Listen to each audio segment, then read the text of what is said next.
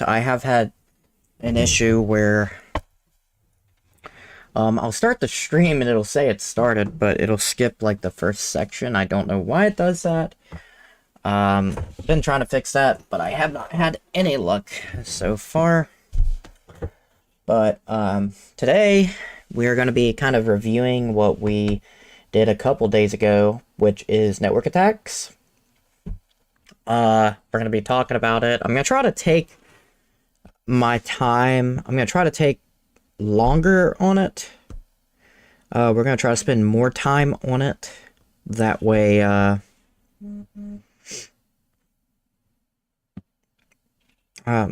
we can sync it in more. Get a lot more synced in with it. Let me find my Forest app so we can record how long we study. But anyways, let's go ahead and start on DOS attacks. Let's go ahead and start on that.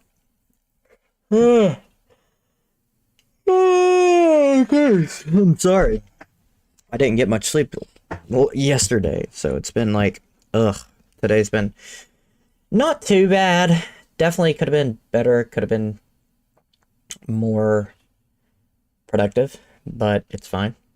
Anyways, DOS attacks. There's 3 different ones, and the first one coming in is a TCP sign flood. It occurs when an attacker initiates multiple TCP sessions, but never completes them. What does that mean? It basically means that they're sending requests to a server, but they're not completing them. They're not basically, they're basically saying, hey, let's connect, but then they just cut it off, and they do that repeatedly so that the TCP, the server, can't react, basically. So nobody else can connect. It's just them sending requests repeatedly.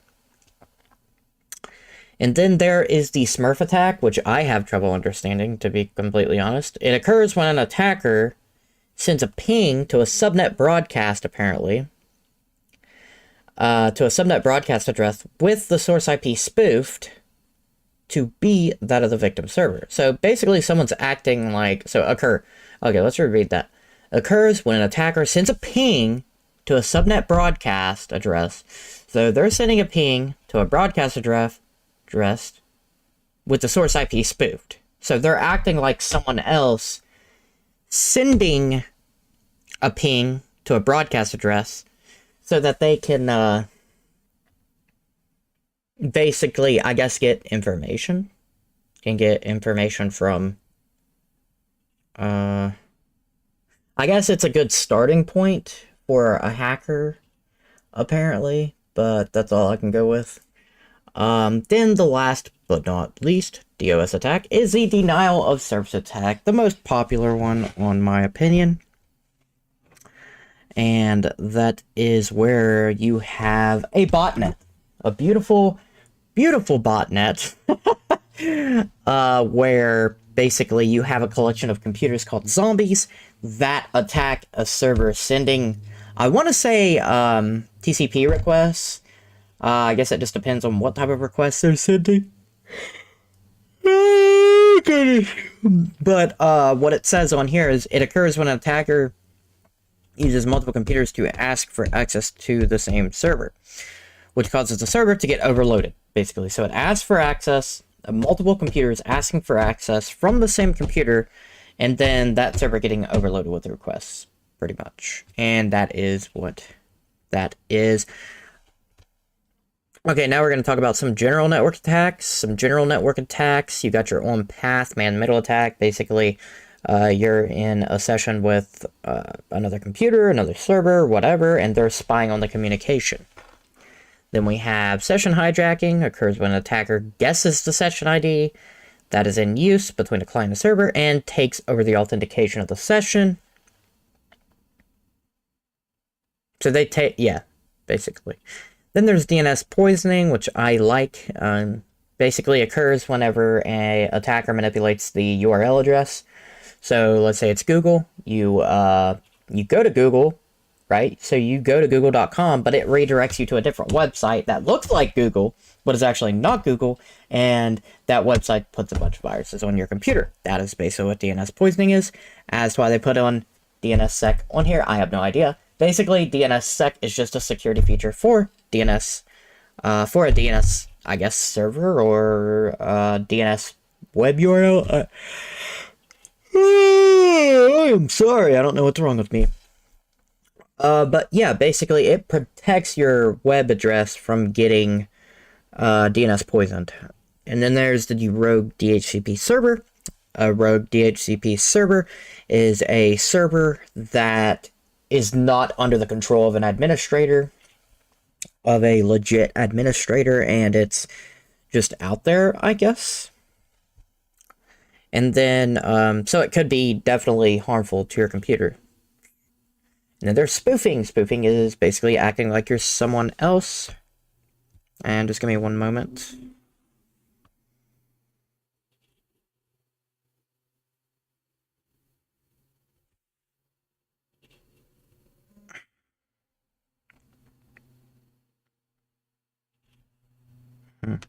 Okay. Now, back to what we were doing.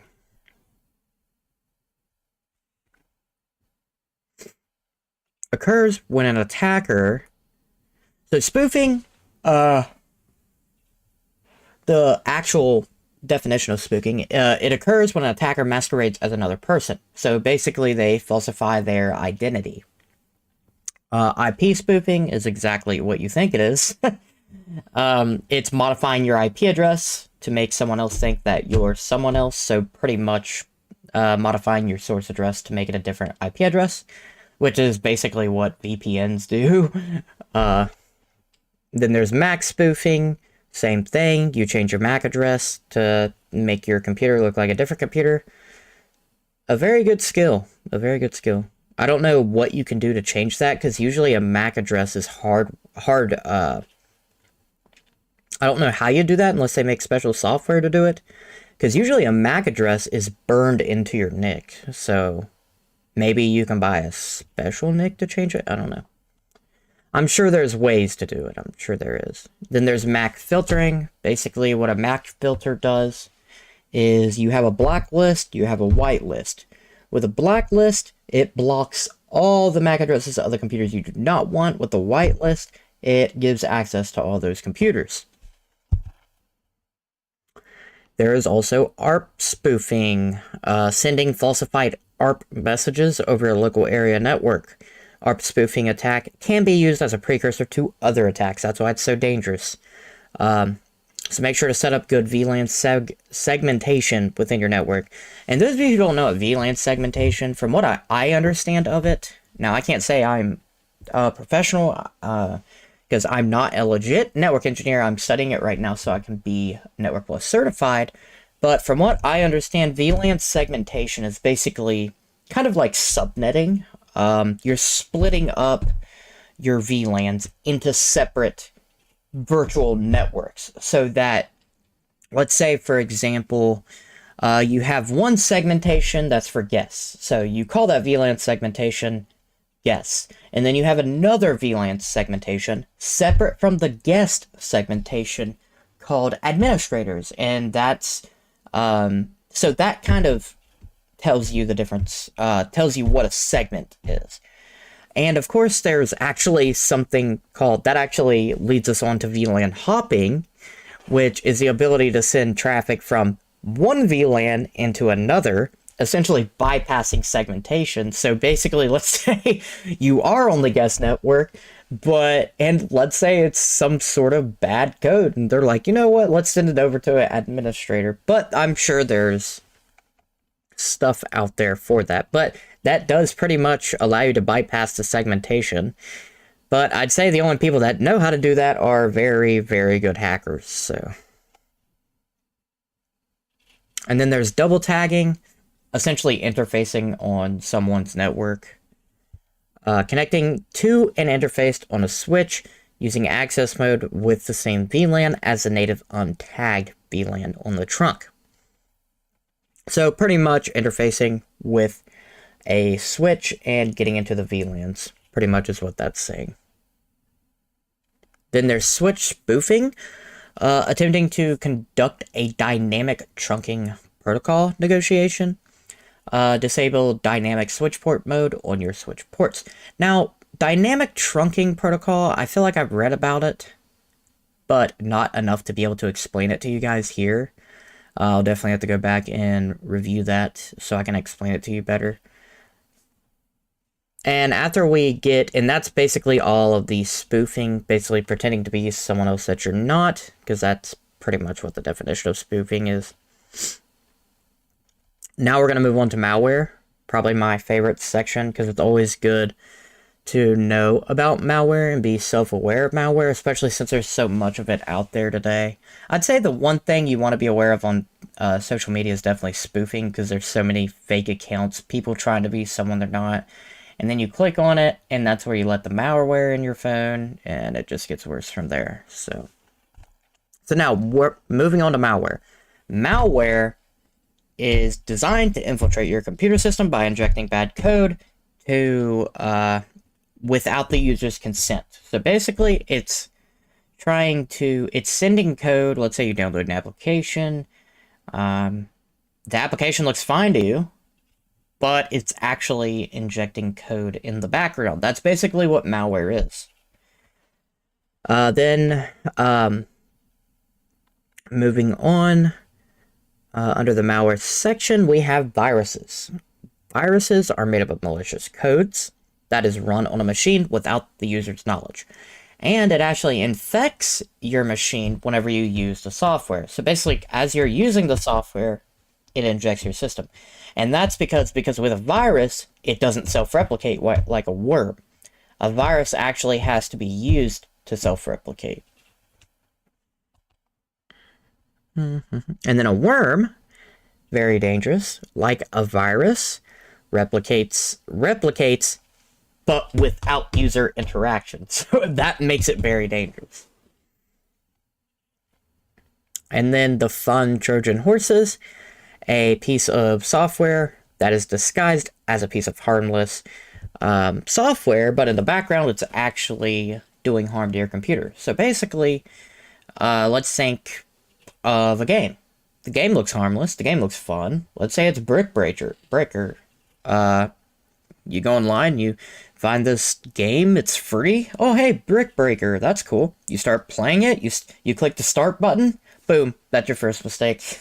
You open the software, boom, that's the first mistake, and then you start playing the game, because in the background, it's injecting your computer with harmful code, which is going to cause your computer to get the blue screen of death. It might cause your computer to just be buggy. You might see, let me think here. You might see some of your resources being used up, like your hard drives being used at 100% for no absolute reason. Stuff like that. Remote access Trojan, a very scary one in my opinion, provides the attacker with remote control of a victim's machine. I would hate to be sitting there and using my mouse, and then randomly my mouse moves right for no absolute reason. And whenever it's someone using your machine. So that'd be very annoying. Another one of my favorites, ransomware, which I'm sure was used back in the day a lot, basically restricts access to a victim's computer files or the computer system as a whole until a payment is received or some sort of debt is received. I wouldn't even say debt, because they didn't really spend any money. It's just they're demanding something from the user in order to get what they want using ransomware. Then there's spyware. It basically means it gathers information about your computer without your consent. Cookies. Think of cookies. Cookies is basically spyware. I mean, they gather information about your system and use it. I mean, that's basically what that is. Then there's the keylogger. Keylogger just records your keystrokes. And then the rootkit, another scary one, designed to gain administrative control over a computer system or network device without being detected. Very scary. And then after malware, so let's go ahead and review. We talked about DNS attacks. Or not DNS attacks, but Denial of service attacks. We talked about the different types of denial of service attacks. We talked about a few general attacks, and including man in the middle, session hijacking, DNS poisoning. And then we moved on to spoofing attacks. We just now went over malware attacks. And now we're talking about some of the wireless attacks. The first wireless attack, if I could talk right, is the rogue access point. The rogue access point is a wireless access point that has been installed in a secure network without the administrator's acknowledgement. Administrators, IT department, whatever, whoever's authorized over it. Shadow IT is whenever someone uses the IT department's hardware, such as computer systems, devices, software, whatever,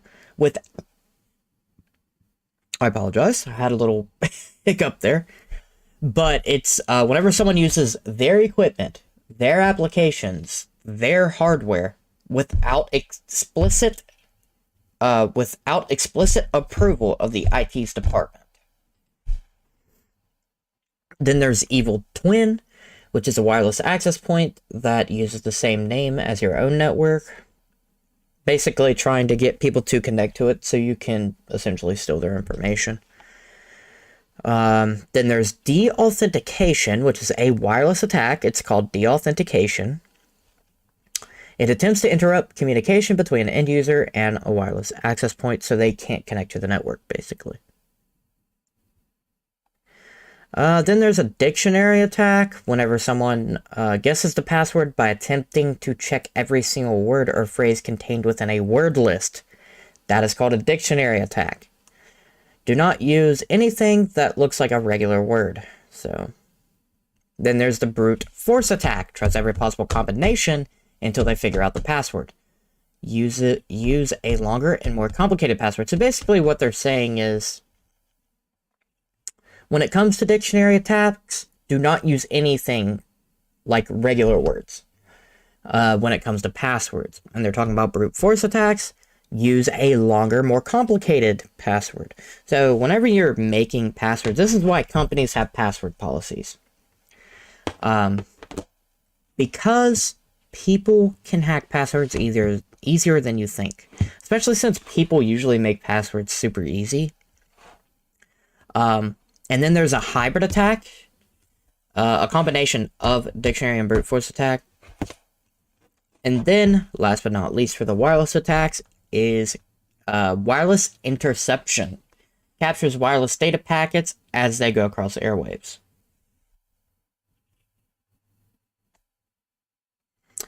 The next type of attacks is social engineering.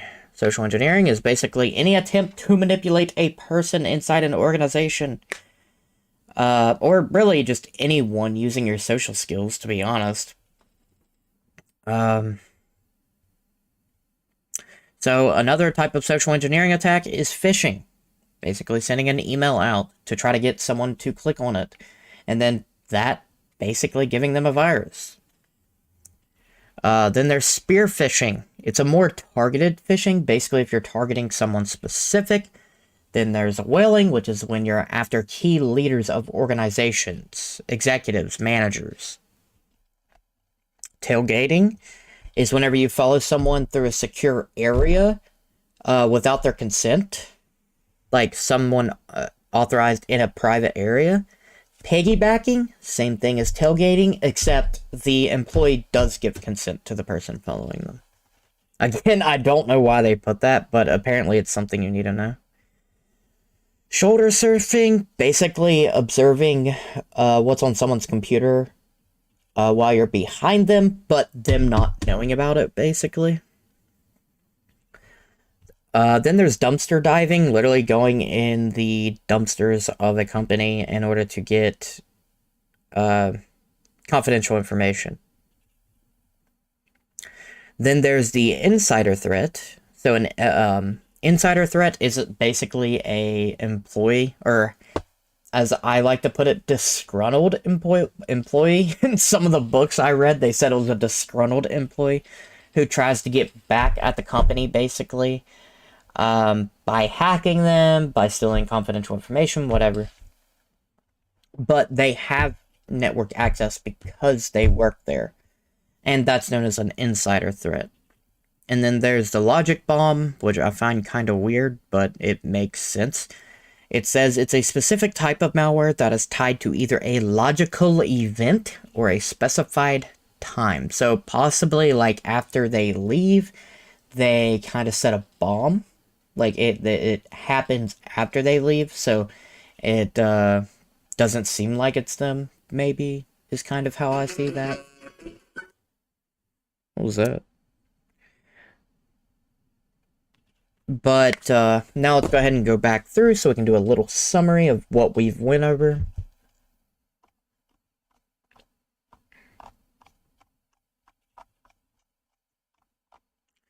So what we went over was we went over the different types of DOS attacks. We went over some of the general network attacks, such as man in the middle, session hijacking, DNS poisoning, rogue DHCP server. Then we talked about the spoofing attacks, such as IP spoofing, MAC filtering. Then after spoofing, we moved on to malware, such as viruses, worms, Trojan horses, ransomware, spyware, keyloggers. Then we went to wireless attacks, rogue access points, shadow IT, evil twin, deauthentication, dictionary attack, brute force attack. Then we moved on to social engineering, which was like phishing, spear phishing, whaling, shoulder surfing, dumpster diving.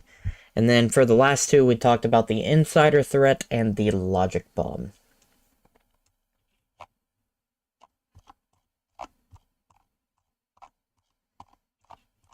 And that's pretty much gonna go ahead and end the section for network attacks. I know it wasn't that long, which I apologize for.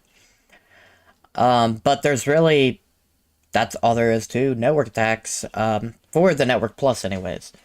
So, that's pretty much everything. Just, you know, if you want to go and explore more for networks, I highly recommend going to Udemy. That's actually where I get a lot of my resources from, is Udemy. And it has a lot of good resources, so make sure to check Udemy out, or just go online. I'm sure there's a bunch of free content online if you guys are interested in going and getting your Network Plus. If you guys ever want to talk about it, just send me a message if you guys can. Just send me a message in the chat. I can just pick up I can discuss it with you or anything like that. But yeah, right now what I'm doing is studying for the Network Plus. I plan on taking it soon. Just I gotta get $500 somehow, so that's one thing. But yeah, that's what I've been doing. I created me recently a Network Plus. I created a schedule for myself. I scheduled for today where I'm doing network attacks, some network hardening, and network redundancy, stuff like that. And I'm actually going to be back on later. I'm just going to take me a little break, and you'll see me on here. So make sure to stay around. I am going to end this session soon, but when I come back on, I'll give the stream a different title. Next is going to be, just so you guys are aware, the next title is going to be network availability. It's going to be about how we keep the network up and running, basically, how we keep the network available. And that's going to be the next session for today, but we're going to go ahead and we're going to take about a 15-20 minute break. But make sure to keep an eye out because I will be back on. But anyways, that's going to sum up the lesson for now. But you guys have a good afternoon, and if I don't catch you, make sure you guys have a good evening and a good night's sleep, and that's going to be it. So